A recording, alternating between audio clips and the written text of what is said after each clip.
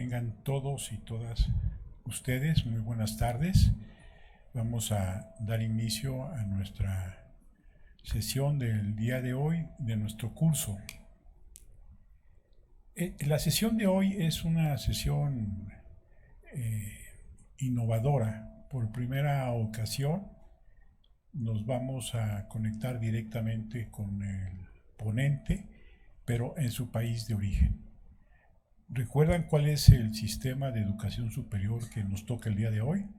Perú. Entonces, el doctor Ricardo Cuenca, del cual ahorita hablaremos, está en Lima y desde Lima nos expondrá la información del día de hoy. Va a ser realmente un experimento.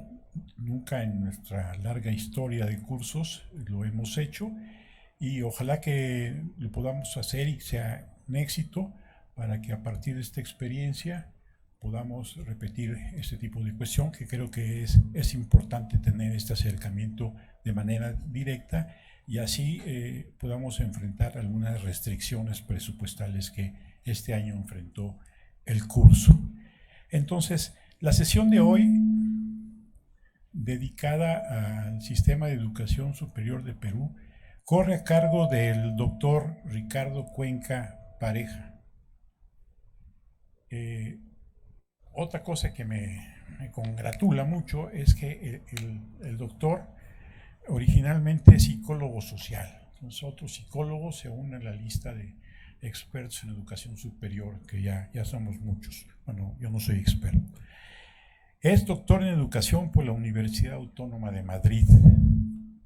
En la actualidad es investigador principal del Instituto de Estudios Peruanos y profesor principal del Departamento de Educación de la Universidad Peruana Cayetano Heredia. Es profesor invitado en el doctorado en Ciencias Sociales de Flaxo, Argentina.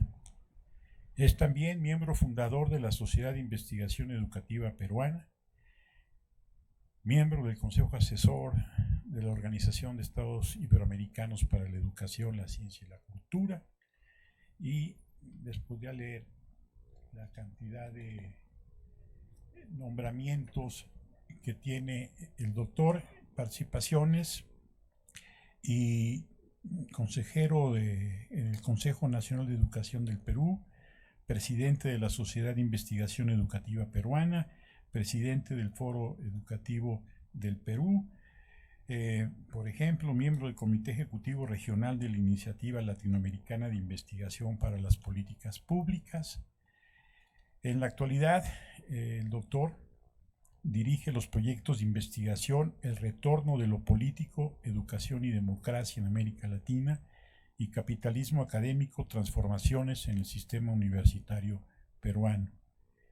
Ha dirigido múltiples proyectos de investigación.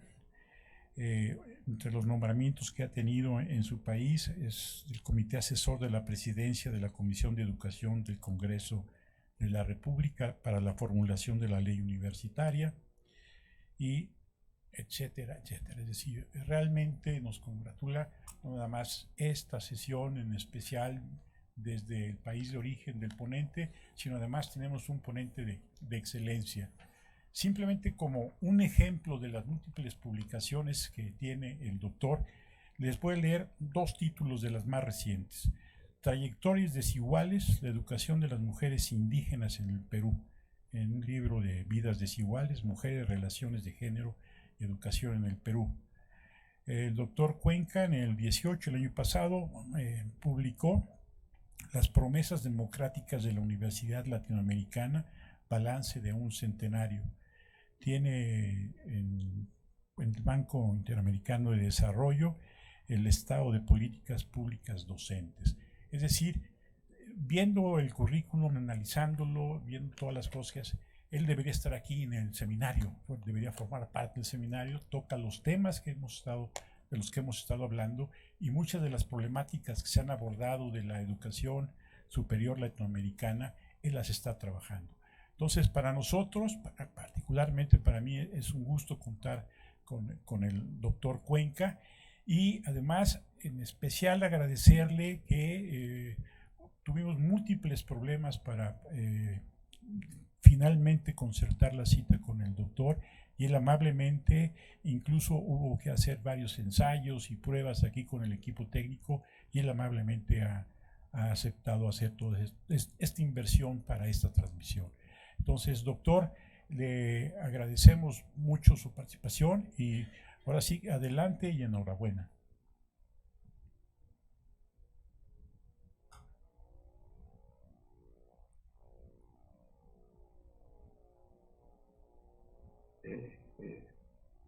Confieso que, entre otras cosas, acepté por el enorme respeto y admiración que tengo por la UNAM, pero que también tengo por México, el cariño que tengo por México.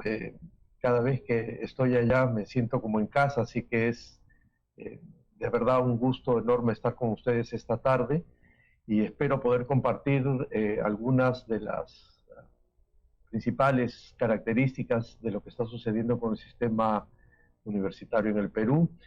Confiemos en que la tecnología nos dé una buena, eh, nos dé una buena ayuda y que podamos avanzar. Confío en que sí.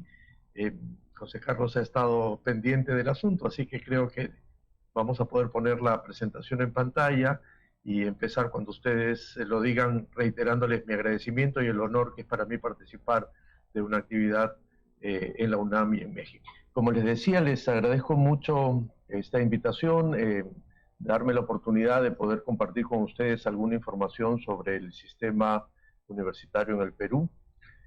Como ustedes probablemente saben, el Perú en los últimos casi 20 años ha tenido una sostenida situación de bienestar económico, un crecimiento importante, sobre todo en la década pasada, que permitió revertir algunos de los principales problemas socioeconómicos que había en el país, y esto de alguna manera se ve reflejado en una situación de mejor estabilidad económica entre la población, aun cuando, como me imagino también sospecharán, tenemos grandes brechas de desigualdades que persisten tercamente, porque hemos aprendido probablemente más rápido y mejor a reducir la pobreza, pero no necesariamente a generar desarrollo o a sostener ese crecimiento económico, y menos aún a cerrar las desigualdades. Sin embargo, en ese contexto han habido avances importantes, sobre todo en el tema de educación en general, y en particular en educación universitaria, y por eso lo que quiero compartir con ustedes es 4 grandes bloques en esta tarde. Uno primero... Bueno, perdón que lo bueno, interrumpa, doctor Cuenca, soy el doctor Imanol sí, sí. Ordorica. En las pantallas de los asistentes, tanto a esta sede como a las otras sedes de videoconferencia, se está viendo la imagen de usted y a un costado se está viendo ya la presentación. Estamos en la primera de las transparencias, la matrícula universitaria en Perú 1960 a 2018. Si usted la tiene... Acá la tengo al costado. Si la Perfecto. tiene al costado y usted nos avisa cuándo cambiar, vamos haciéndolo así y podemos ya funcionar perfectamente. ¿Sí? Perfecto, le agradezco, profesor Ordorica. Gracias a usted y por su paciencia también. No, no, por favor, al contrario. Bueno, y entonces ya tenemos la imagen y eso es una buena idea, una buena noticia. El primer bloque que quería compartir con ustedes es el que se refiere al contexto de lo que quiero compartir de información respecto al sistema educativo universitario peruano. Aquí tenemos una progresión, perdón, de la matrícula universitaria en el Perú desde la década del 60 hasta el año 2018. Hasta el año 2000 avanza primero por décadas y luego por quinquenios, pero lo que quería era expresar es que hemos estado, como la mayoría de los países de América Latina, en un proceso de permanente crecimiento de esa matrícula. Luego vamos a mirar las características de ese crecimiento, pero no podemos entender la situación actual, creo, sin darnos cuenta cómo es que esta matrícula ha avanzado a lo largo de los años. sobre todo a partir del finales de los años 90, que como vamos a ver más adelante forma parte de un franco proceso de expansión. Si pasamos a la siguiente, quería compartir también con ustedes una muy breve línea de tiempo para poder enmarcar la conversación que vamos a tener esta tarde. Y digo que es corta porque empieza solamente en la década del 80 hasta la actualidad, y he querido presentarla en función a tres bloques. Un primer bloque, un primer periodo que va de la década de los 80, de 1980 hasta el año 2001, que en la literatura de investigación sobre el tema universitario en el Perú se reconoce como la crisis de la universidad pública. Entre 1980 y 1992 el Perú vivió probablemente una de sus más complejas situaciones sociales y políticas, no solo por la crisis económica fortísima de la década de los 80, que es compartida por casi la mayoría de los países de la región, sino que además tuvimos un episodio muy fuerte de violencia política con el surgimiento de Sendero Luminoso y el conflicto armado interno en el Perú. Solamente como un breve comentario, este movimiento que ha sido considerado como movimiento terrorista terminó siendo muy representativo de la universidad pública. De hecho, sus líderes y su movimiento más importante sale de la universidad pública, y esto estigmatiza muchísimo a los estudiantes y a la propia universidad, y entonces ha sido una década muy dura para la universidad pública, que se extiende hasta el año 2001, aun cuando ya no había conflicto armado interno, todavía se mantenían los rezagos de esta situación de desfinanciamiento producida en la década de los 80, y además con secuelas todavía de esta violencia política. No obstante, en el año 83 hay una ley universitaria, una nueva ley universitaria de la década, que lo que quería era romper con una ley progresista que había sido en el año 69 promulgada durante el gobierno revolucionario de las Fuerzas Armadas de Juan Velasco Alvarado.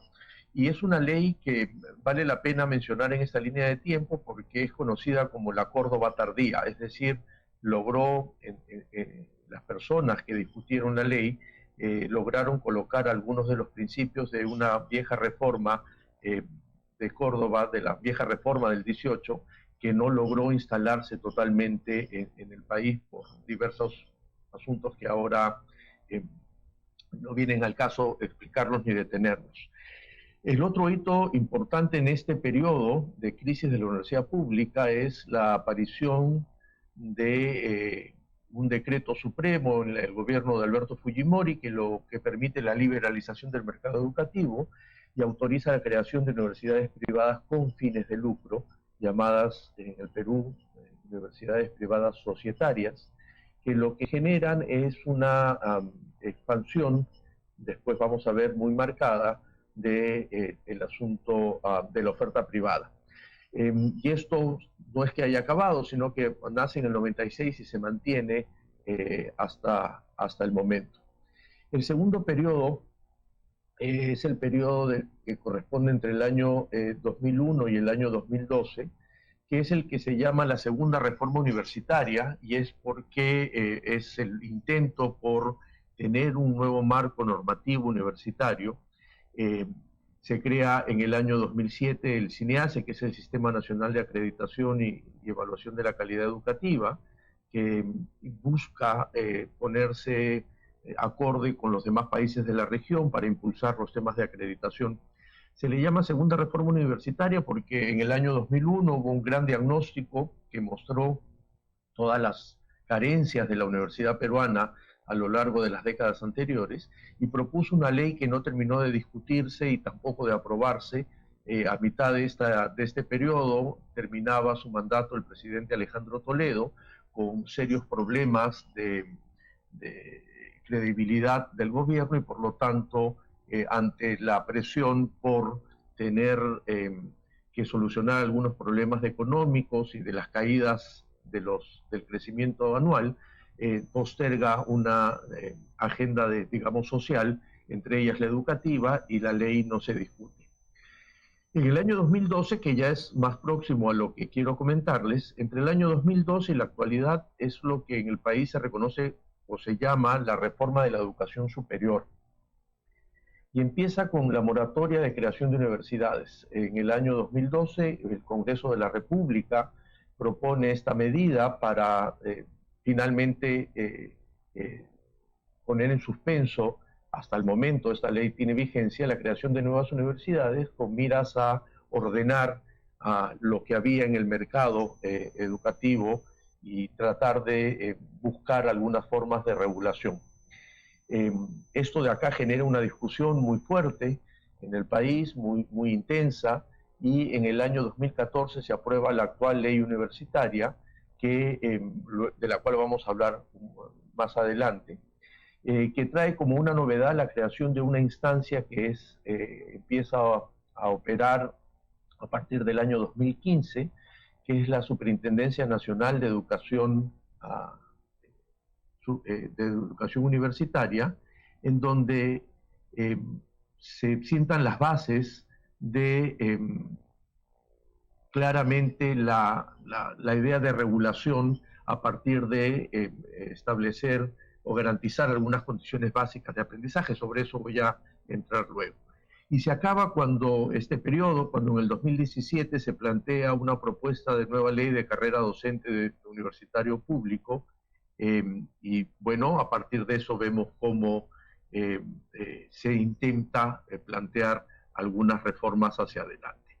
Entonces, este es el contexto en el que quiero contarles el segundo punto, que tiene que ver fundamentalmente con las características de esta expansión, sobre todo en el último tiempo.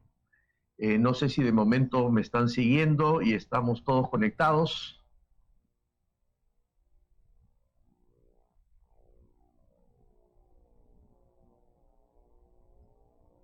Espero que sí. Pasamos a la siguiente, por favor, entonces.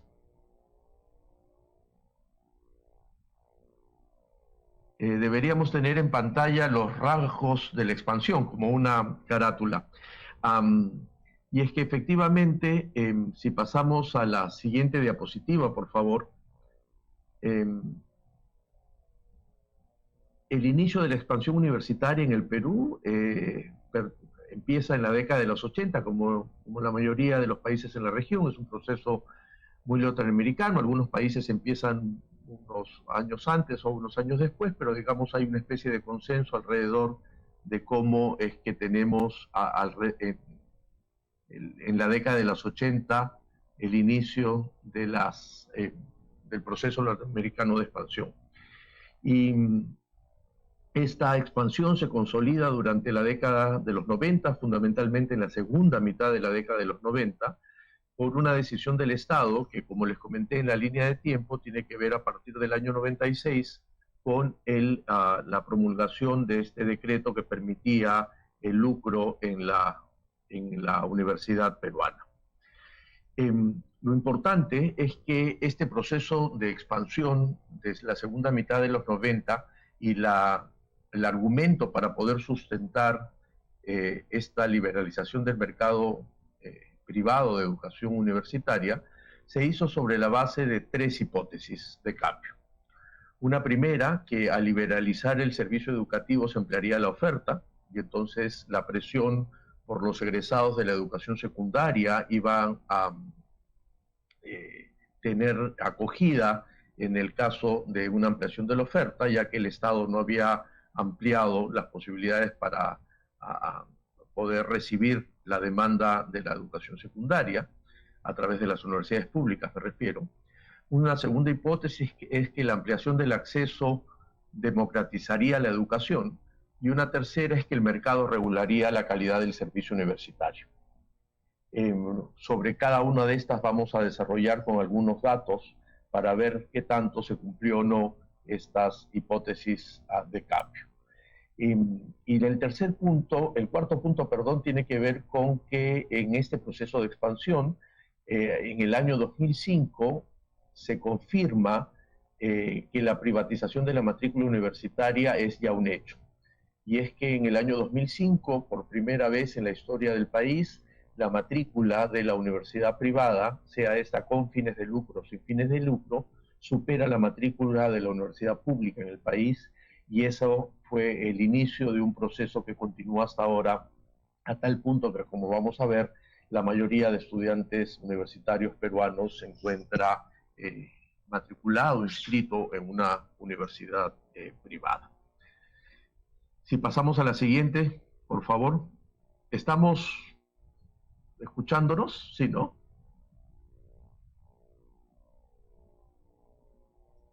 Espero que sí. Sí, seguimos. Perfecto.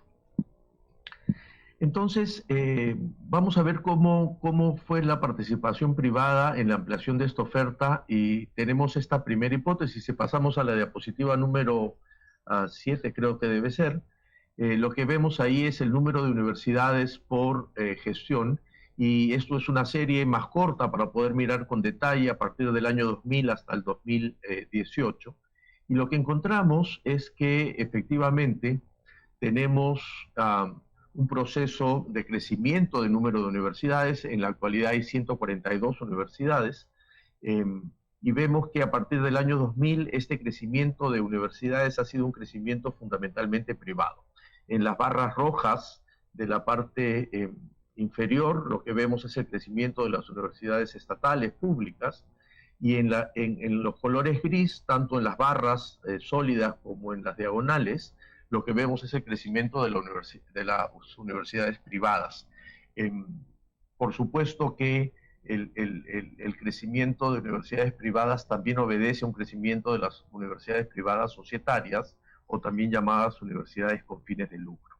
En el momento tenemos 51 universidades públicas en el país, tenemos 50 universidades privadas societarias, y tenemos 42 universidades privadas asociativas. Eso quiere decir que de momento tenemos, de las 142 universidades existentes, más de la mitad son universidades privadas, y de ellas la mayoría privadas con fines de lucro.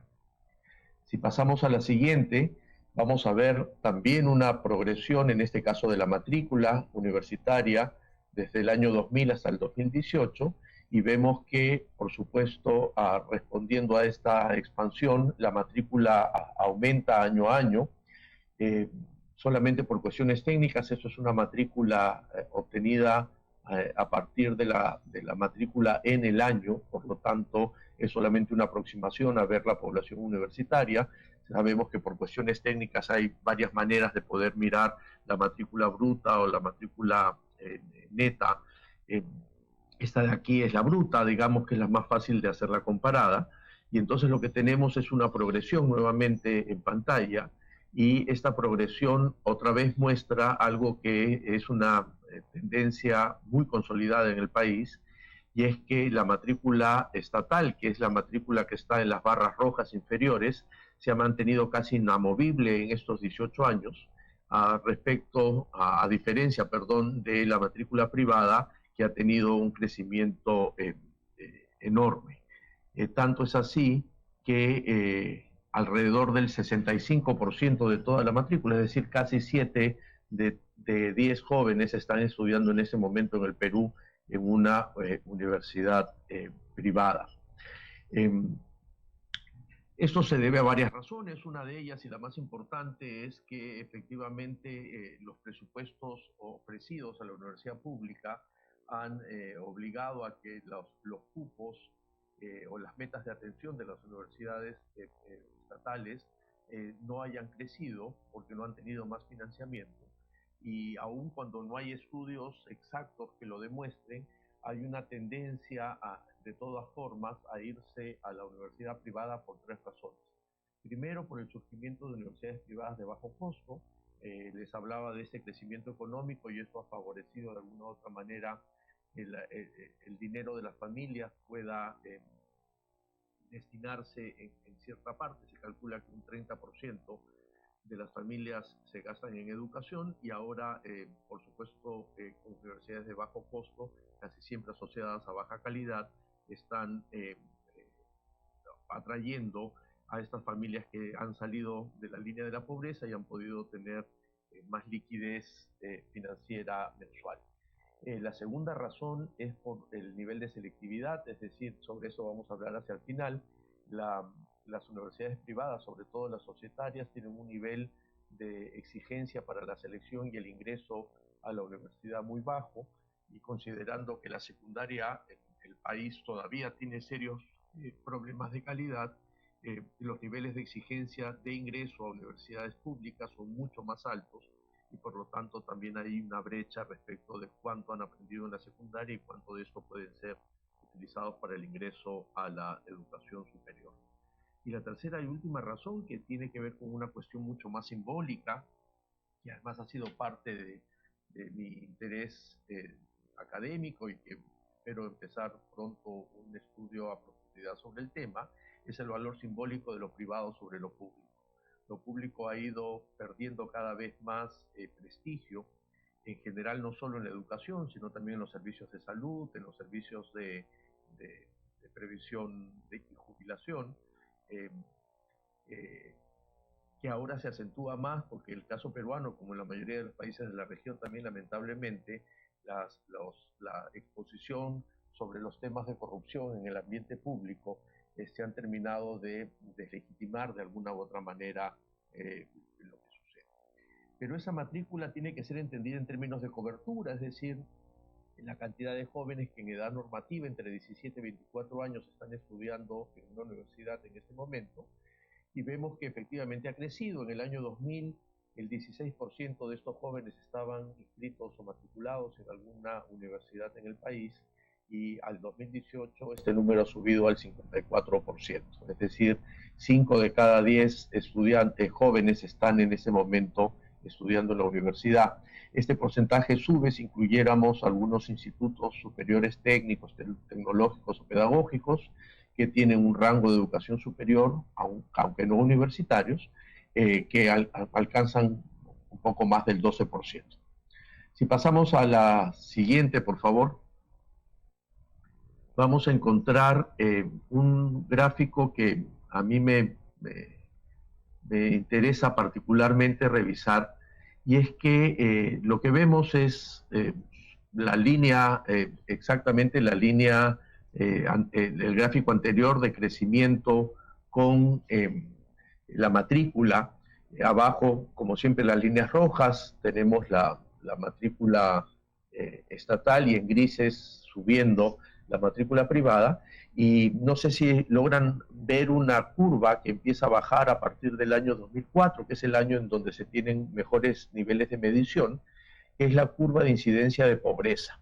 Es decir, la matrícula, hay una relación directa entre la caída de la pobreza, que supone mayores ingresos, aunque no sostenibles, en las personas, en las familias, y un crecimiento de la matrícula privada. Es decir, pareciera ser que hay un indicador claro que en el momento en el que las familias obtienen un poco más de dinero, hay una correspondencia con la matrícula universitaria en el ámbito privado.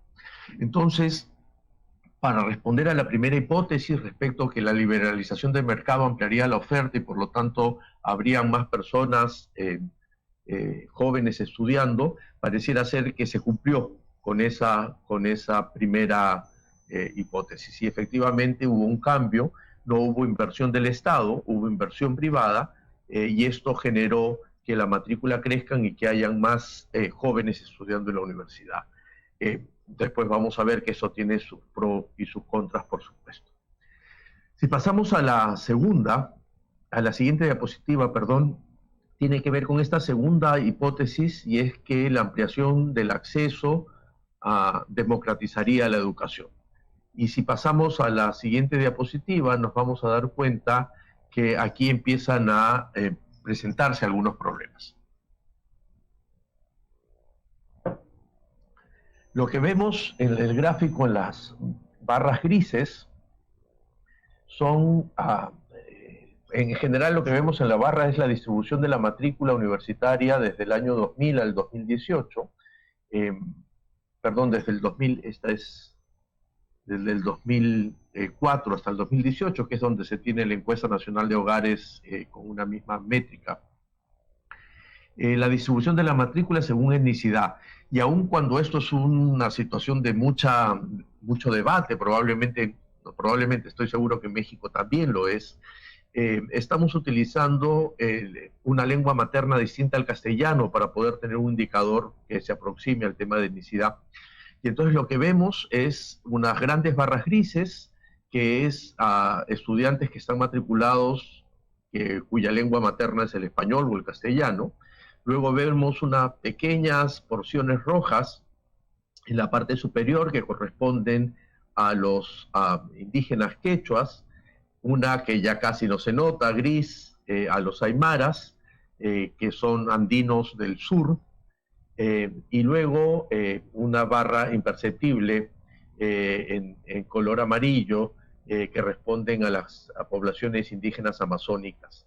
Entonces, cuando vemos este asunto de democratización, efectivamente ha habido más estudiantes, pero estos estudiantes son fundamentalmente estudiantes castellano hablantes y no indígenas, aun cuando ha habido programas de acceso diferenciado, políticas de impulso al estudio para poblaciones indígenas.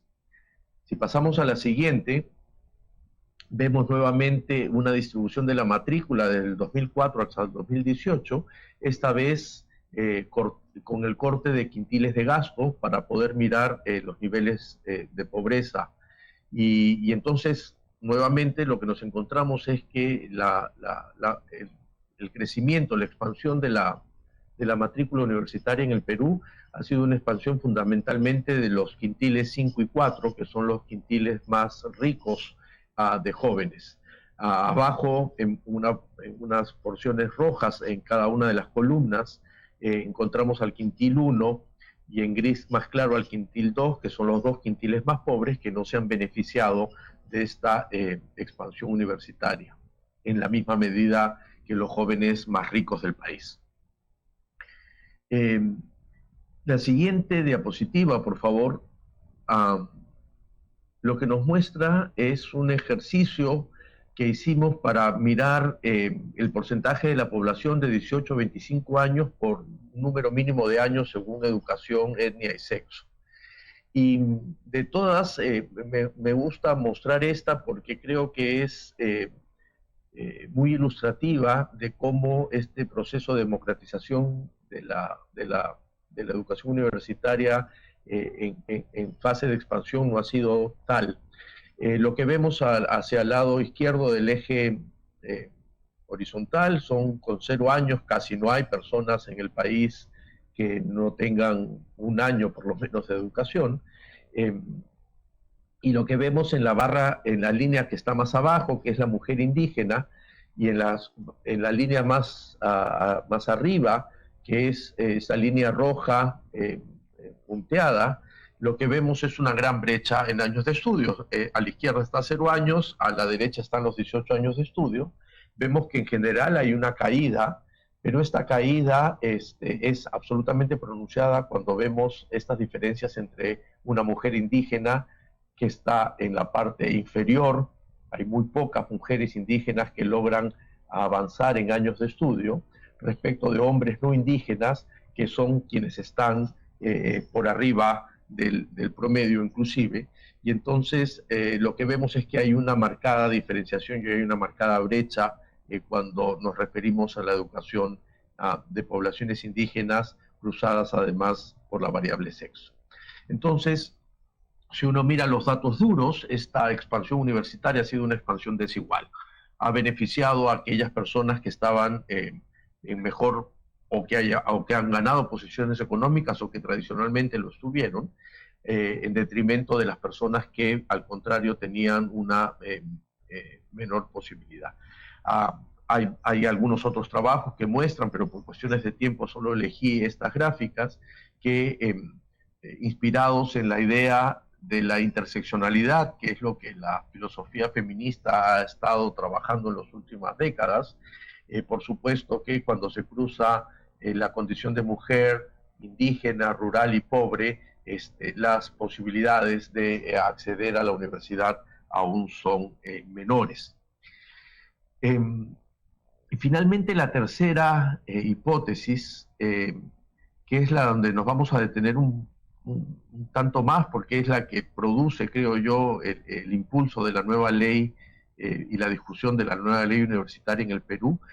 Si pasan a la siguiente diapositiva, tenía que ver con que el mercado era un buen regulador de la calidad universitaria. Entonces, la primera hipótesis relativamente cumplida, la segunda parcialmente cumplida, y esta tercera también tiene alguna información si pasamos a la siguiente. Lo que ven en el siguiente gráfico es la distribución nuevamente del 2004 al 2018 en cada una de estas columnas respecto de la población económicamente activa que está ocupada según nivel educativo. Y lo que nos muestra son una buena noticia y una mala noticia para el sistema universitario.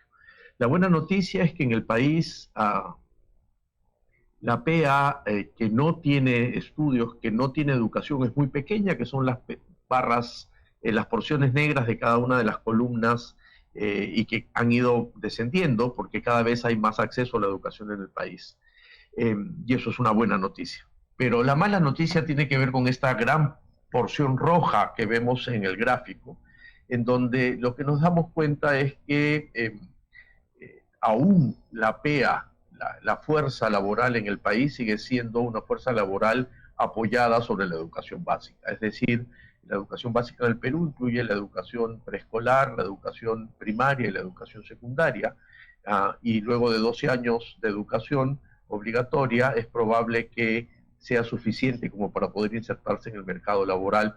Esto está asociado al 70% aproximadamente de economía informal que hay en el país, pero lo que se nota es que es la PEA finalmente la que mueve la economía del país, las personas que están insertadas en el mercado laboral, termina siendo demostrativo que han alcanzado los niveles de secundaria y entonces aún falta, digamos, establecer un vínculo entre calidad universitaria y mercado laboral, que es uno de los indicadores. Como sabemos, buscar medir la calidad universitaria suele ser muy complejo y lo que hay son varias aproximaciones. Una de ellas tiene que ver con el mercado laboral y es por eso que en la siguiente diapositiva muestro el trabajo de unos colegas de la Universidad del Pacífico que han hecho también un trabajo para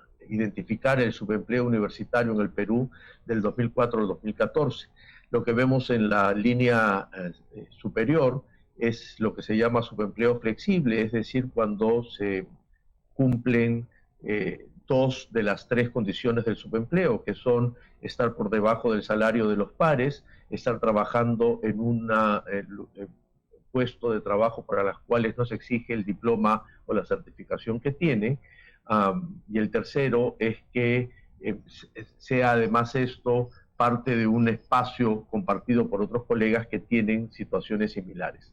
Y lo que vemos es que lamentablemente al 2014 el 46% de las personas estaban en ese momento en subempleo flexible, es decir, dos de estas tres condiciones no se estaban cumpliendo, y entonces esta afán de la universidad por abandonar de alguna u otra manera la investigación para dedicarse a la formación de profesionales ha terminado tampoco mostrando bondades, porque alrededor de la mitad de las personas que tienen un título universitario podrían estar en esa situación de subempleo profesional.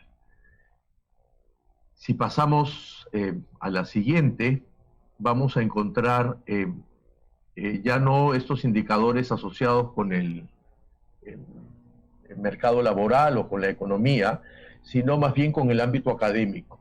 Y acá vemos una buena noticia para el país porque la producción científica, tomando como cuenta la fuente de Simago, que tiene sesgos, pero digamos es una manera como poder aproximarnos a ver el trabajo académico de investigación de la universidad en el país.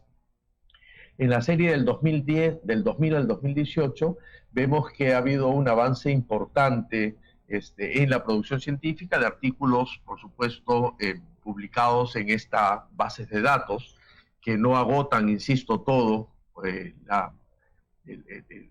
campo de la producción, pero que son un buen indicador, y entonces hay una buena diferencia. Hemos pasado de menos de 500 artículos publicados en este periodo a tener a tener casi 3.500. Pero si pasamos a la siguiente, la mala noticia es que aún estamos muy atrás. Y entonces, si medimos calidad también por producción académica, ya no solo por relación laboral, el Perú participa con el apenas 1,3% de las publicaciones científicas en la región. Vemos abajo una raya, una barra muy larga, que es la barra de Brasil, seguida por México.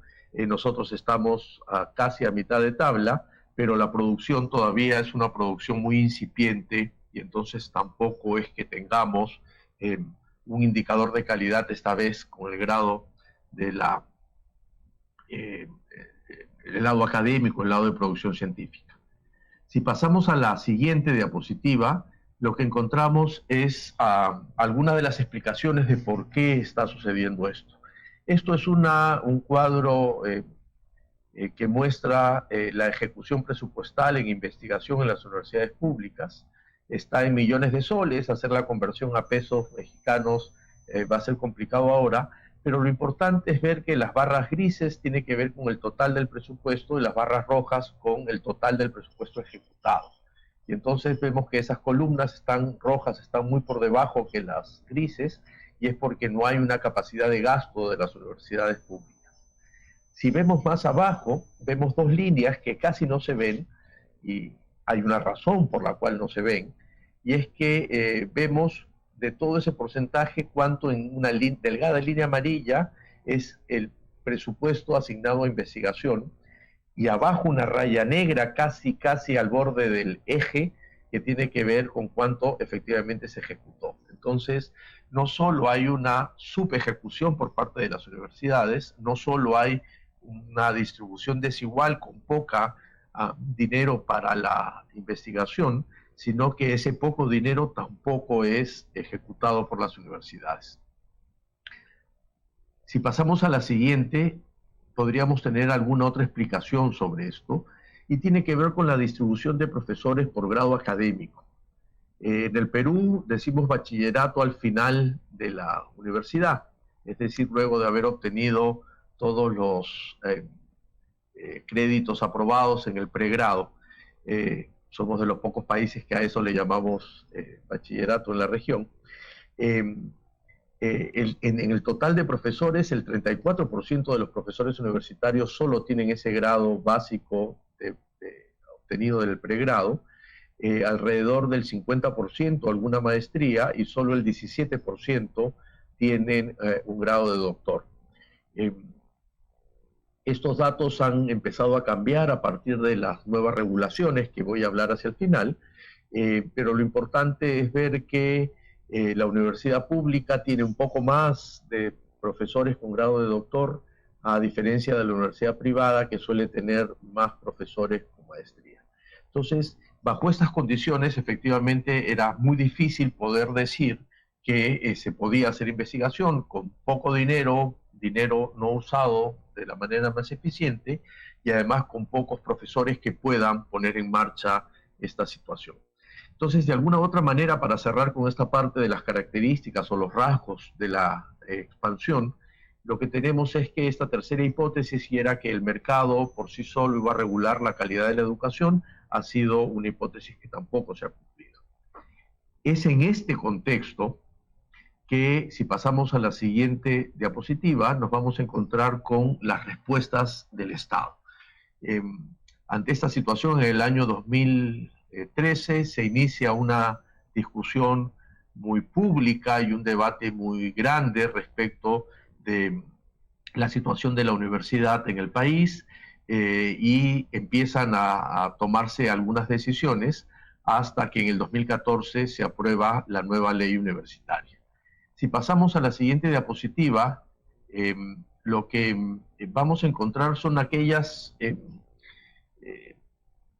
características que considero son lo más importante de la ley universitaria. No quiero ahondar en los artículos de la ley, pero sí en 3 elementos que atraviesan la ley que efectivamente hacen una idea de reforma en el país. La primera es que el tema universitario se vuelve en materia de política pública y entonces se hace una discusión sobre la noción de autonomía, porque el Estado empieza a tener rectoría en materia de política educativa universitaria. Y entonces esto genera un cambio enorme, porque hasta antes de esto, en nombre de la autonomía, las universidades, el Estado tenía muy poca rectoría sobre ello. Y esto empieza a cambiar con la nueva ley universitaria, en donde se crean un conjunto de normas complementarias, además de un paquete de cambios institucionales que todavía no se han dado y que es parte de la discusión, creo yo, de los errores de implementación de la reforma. Pero la idea es que el Estado asume la rectoría de la educación universitaria, y esto, por supuesto, generó una disputa muy fuerte con la ex Asamblea Nacional de Rectores, que quedó extinguida luego de la aprobación de esta ley. El segundo punto de la ley universitaria, que creo yo es fundamental para poder entender por qué se hizo a partir del diagnóstico presentado y los cambios posteriores, tiene que ver con un cambio en el sistema de regulación de la calidad. Es decir, quedó demostrado que el mercado no regulaba la calidad, y entonces se diseñó un modelo de regulación estatal bajo la premisa de un sistema de aseguramiento de la calidad que trate de ordenar esta oferta que había crecido de forma desordenada y vertiginosa. Y se crea esta Superintendencia Nacional de Educación Universitaria, cuya responsabilidad principal es ofrecer lo que en el Perú se llama el licenciamiento de universidades y programas, es decir, el que el Estado dé la garantía pública que hay condiciones básicas de calidad. Y que a partir de esas condiciones básicas se pasa a un segundo estadio, que tiene que ver con los procesos de acreditación, en donde lo que voy a hacer es dar otra certificación pública de niveles de calidad por arriba de las condiciones básicas. Esto se produjo, insisto, debido o como consecuencia de este problema de expansión desordenado y desregulado, y desde el 2015 hasta hace 2 días, se le ha negado la licencia a 13 universidades de las 142, todas ellas con fines de lucro y societarias, porque no lograron cumplir con las condiciones básicas de calidad y en 2 años tienen que cerrar como plazo máximo. Hay algunas universidades que han optado un cierre primero porque han hecho convenios con otras universidades para que los estudiantes puedan pasar. Son universidades, salvo una de ellas, con una matrícula muy pequeña, pero se ha tomado la decisión de cierre de estas universidades. Entonces, hay un sistema de regulación de calidad que empieza a funcionar, que ha tenido mucha resistencia, por supuesto, y que continúa teniéndola, pero que ha intentado en el primer piso tratar de equiparar estas condiciones básicas de calidad. Y el tercero y último elemento de la ley universitaria, que ha sido esta respuesta del Estado frente a la situación que les mostraba hace un momento, o que les mostré hace un momento, es esta idea de retorno, y lo pongo entre comillas, el retorno de los fines académicos de la universidad. La universidad había girado hacia esta idea de formar profesionales para poder trabajar más directamente en la dinamización del mercado laboral y en el crecimiento económico, y había dejado de alguna u otro lado afuera los fines académicos. Por ejemplo, en el año 92, durante el gobierno de Fujimori, se eliminó la posibilidad de hacer tesis para esto que llamábamos bachillerato, que era el pregrado, ¿no? Y que solamente el haber cumplido los créditos y aprobado los cursos ofrecía inmediatamente el grado sin mostrar alguna suficiencia en investigación. Quienes obtuvimos eso antes del año 92, tuvimos que preparar una tesis para ese pregrado, preparar una segunda tesis para la licenciatura y luego, bueno, las tesis de posgrado si es que así lo optaban las personas, ¿no? Eso se eliminó y lo que hace esta nueva ley es volver a poner la idea de tener un trabajo de investigación para obtener el pregrado, construir una arquitectura institucional distinta para las universidades con la creación de centros de investigación, de un vicerrectorado de investigación, la idea de construir una comunidad docente porque obliga a que las universidades tengan un porcentaje mínimo de docentes a tiempo completo, que es alrededor del 25% en su primer tramo, para tratar de generar equipos de investigación. Y bueno, lamentablemente no hubo tiempo para discutir tipologías de universidades como hay en otros países, sobre universidades de investigación o de enseñanza o mixtas, pero el asunto es que se puso un énfasis particular en el tema de el retorno a estos fines académicos. Si pasamos a la siguiente, esta ley universitaria concentró toda la reforma, pero no fue todo y tampoco se agotó en ella, sino que también se planteó, el Estado peruano planteó un paquete de normas complementarias que deberían acompañar esta reforma, esta ley universitaria y completar la idea de reforma. Lamentablemente, así como se ha avanzado mucho más y más rápido, por ejemplo, en el sistema de regulación de calidad en su primera fase, que es esta superintendencia que certifica las condiciones básicas de calidad, o la transformación de algunas universidades en función a los nuevos estatutos. Ha habido también algunos retrasos y todavía unos temas pendientes que el Estado peruano no ha podido terminar de impulsar. Aun cuando parte de ellos se ha hecho, por ejemplo, el primer punto que ustedes ven ahí, que es la aprobación de la Ley de Institutos Superiores Técnicos, Tecnológicos y Pedagógicos, que lo que buscaba era fortalecer los subsistemas de educación superior para poder entre ellos tener, por ejemplo, pasarelas para que una persona que estudie una carrera técnica tenga accesos más directos a estudios universitarios complementarios, así lo quiere. Pero salvo eso, lo demás todavía está en preparación, todavía no se ha instalado, que tiene que ver con la reforma de este sistema de acreditación que, como les conté en la línea de tiempo, fue instalado en el año 2007 y que por supuesto responde a modelos distintos que la nueva ley está proponiendo y por lo tanto estamos ante un desfase no solo de tiempo sino también conceptual respecto al sistema de aseguramiento de calidad.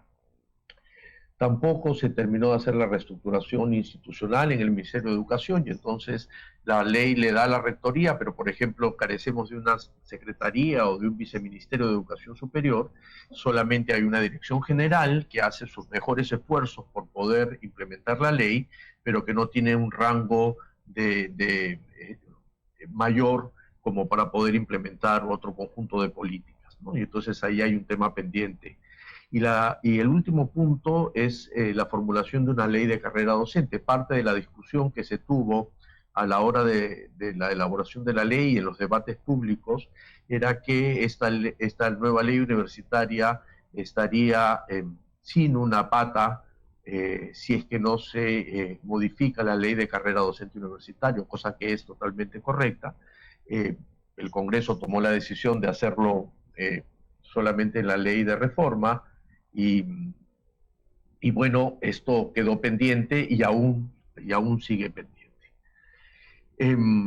Ya vamos a ir acabando para no aburrirlos con esta larga historia, y pasamos a las reflexiones finales y por favor pasan a la siguiente diapositiva.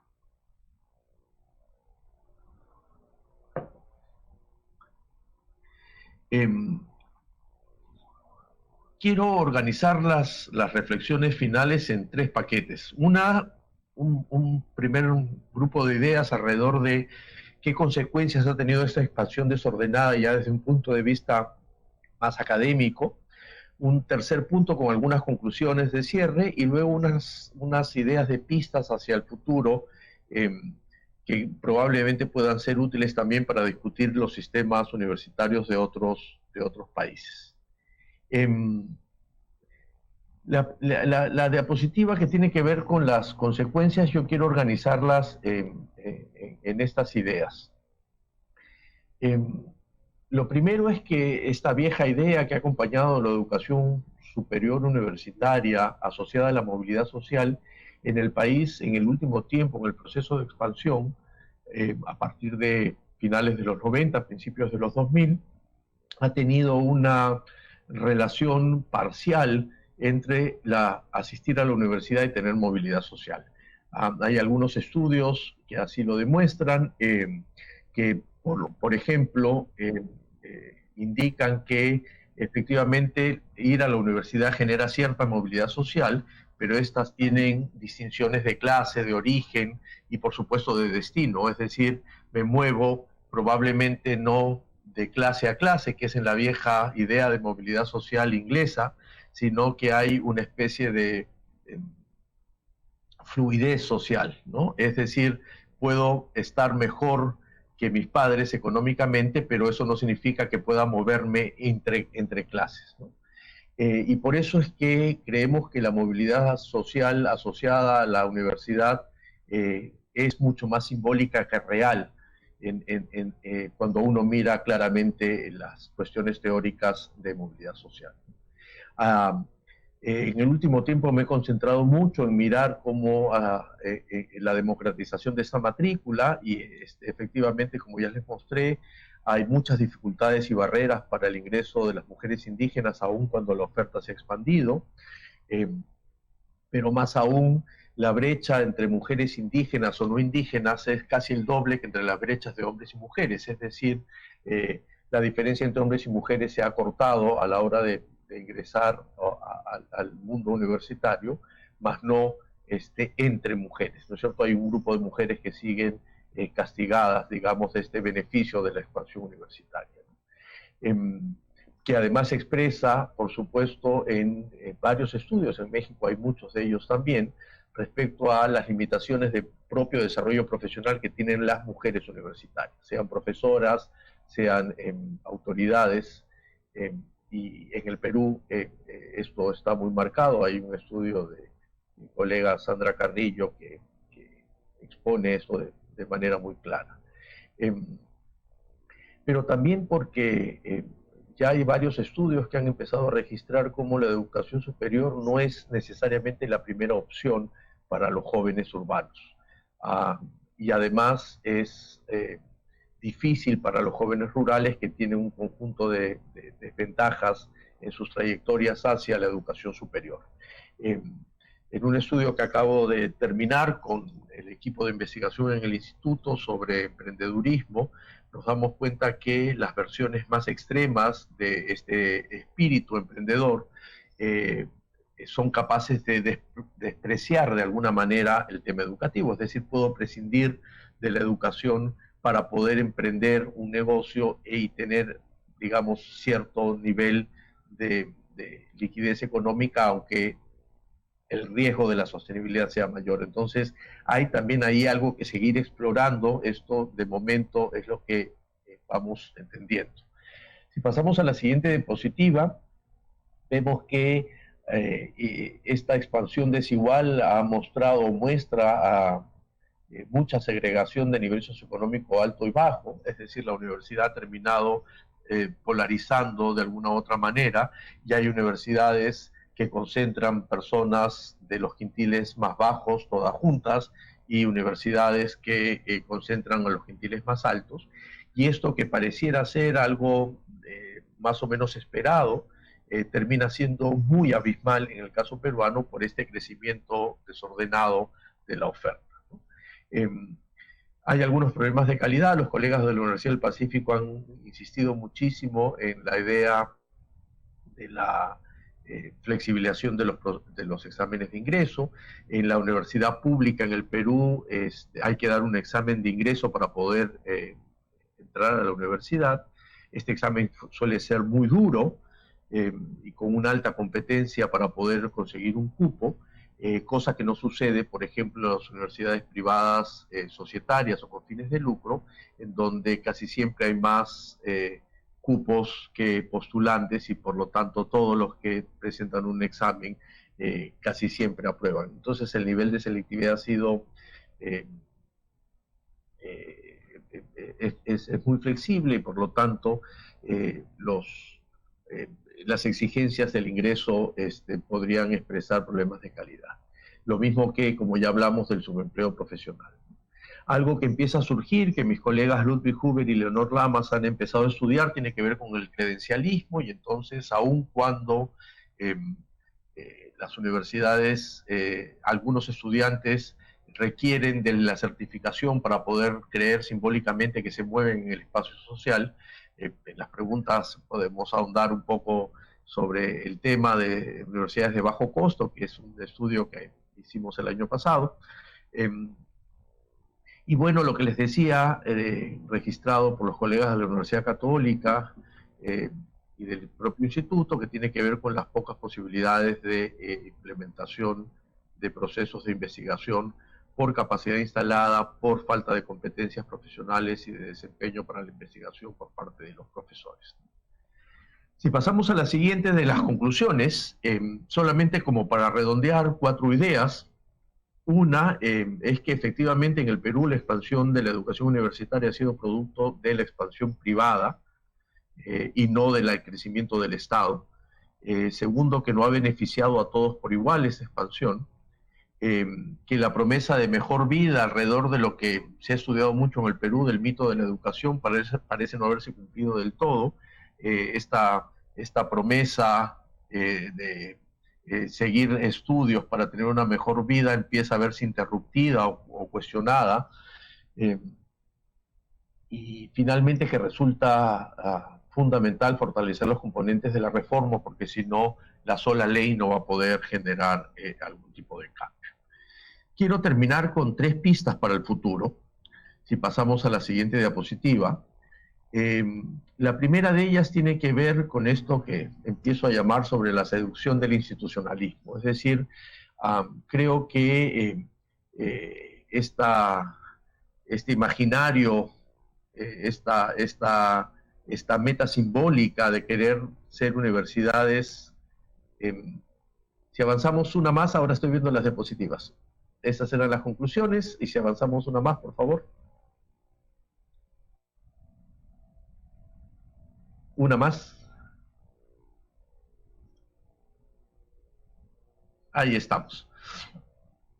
Les decía que estamos, por lo menos en el Perú, las universidades, digamos, el sistema universitario peruano deja de ser un sistema para más bien tener un conjunto de instituciones que difícilmente se vinculan unas a otras, y es por esto que empiezo a imaginarme como la idea de seducción de este institucionalismo, ¿no? Este imaginario de creer en las universidades de clase mundial, en saber que podemos tener posiciones relativas en los rankings, ha hecho perder de alguna u otra manera esta idea de Estado y sociedad vinculadas a las universidades, y entonces la idea de trabajar para la propia institución termina cuestionando o poniendo en tela de juicio este vínculo entre la universidad, el Estado y la sociedad. O sea, ¿qué pasa con este viejo pacto de cómo las universidades o cómo la universidad se debiera asociar con ellos?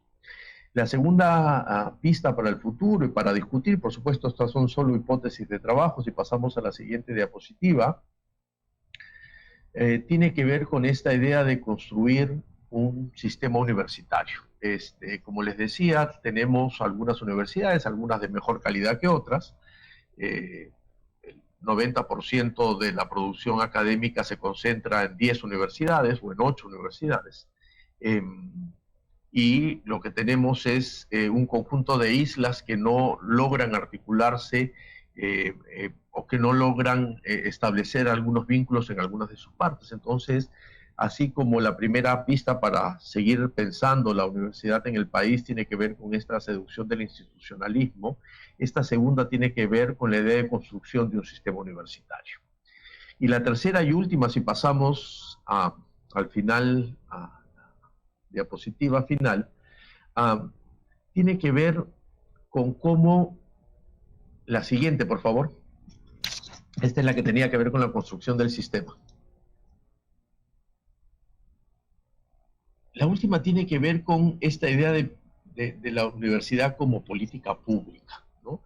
Esta idea de ir pensando efectivamente que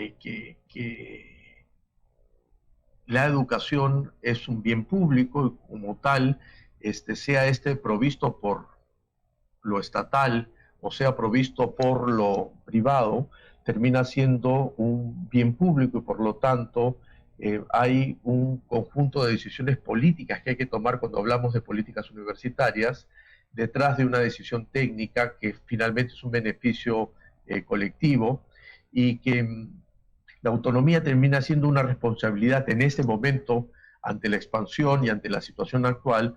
La autonomía termina siendo más una responsabilidad que un privilegio y entonces hay que imaginarse un sistema universitario, en el caso peruano, que de alguna u otra manera pueda tener a la universidad como este problema público que merece una atención pública y que no es cuestiones de instituciones aisladas, ¿no? Podríamos también pensar en discutir los fines universitarios. El profesor Martínez está con una gran generosidad, presentó algunos de los trabajos que había publicado y el año pasado, a raíz del aniversario de la Reforma de Córdoba, estuve como muy interesado en mirar qué había pasado con este vínculo entre la formación ciudadana y las universidades, porque los sistemas educativos le encargaron esta responsabilidad a la educación básica y la pregunta era si eso era suficiente o no. Y entonces podemos también mencionar los fines, solamente le he mencionado estas primeras tres ideas para elegir algunas, porque creo que son las que podrían generar una discusión. Si pasamos a la última diapositiva, por favor. Me queda agradecerles por su atención, espero que la tecnología nos haya ayudado a escuchar. Les agradezco mucho haber estado atentos, no los he visto, pero espero que haya sido así, así que muchas gracias. Doctor Cuenca, muchas gracias a usted. Su presentación realmente interesante y al mismo tiempo provocadora. Creo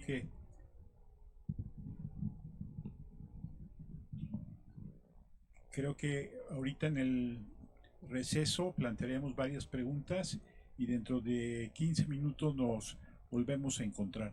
Doctor Cuenca, muchas gracias, y la presentación estupenda. A ustedes. Gracias. Muchas gracias.